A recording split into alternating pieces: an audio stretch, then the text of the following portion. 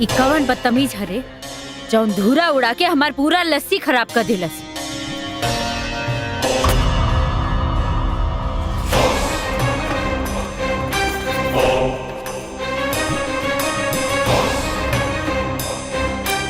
वो दिन तोरा यार के नौटंकी खून के खूंट पी के बर्दाश्त कर गई। काहे मरना समरा भाई की? ई बतिया अपना भाईये से पूछ ले रहती ना त एहिजा आवे के जहमत ना उठावे के पड़ी।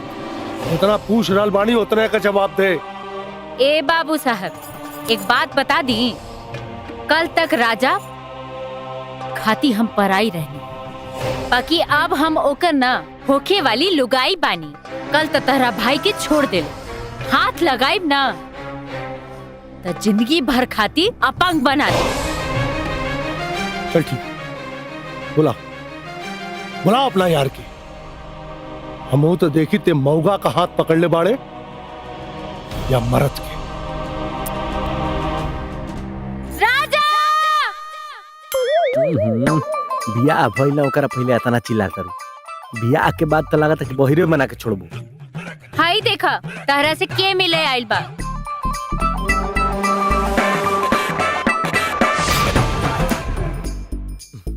का रे लतखोर, काहे बेर बेर पिटाई खाती हमरे सुझा चलस। राजा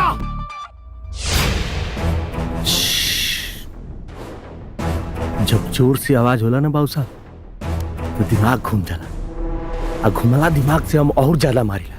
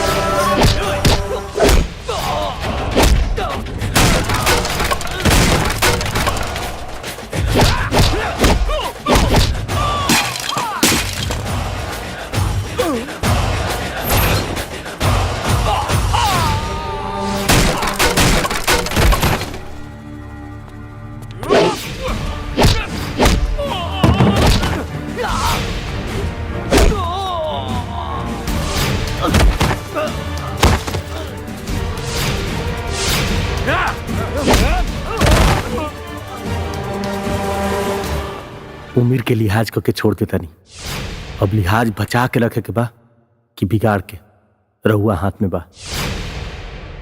हर हर महादेव।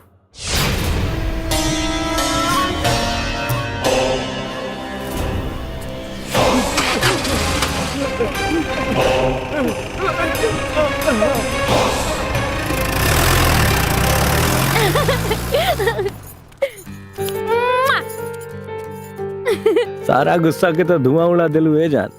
अभी और काका उड़ाई इत ब्याह के बाद पता चली।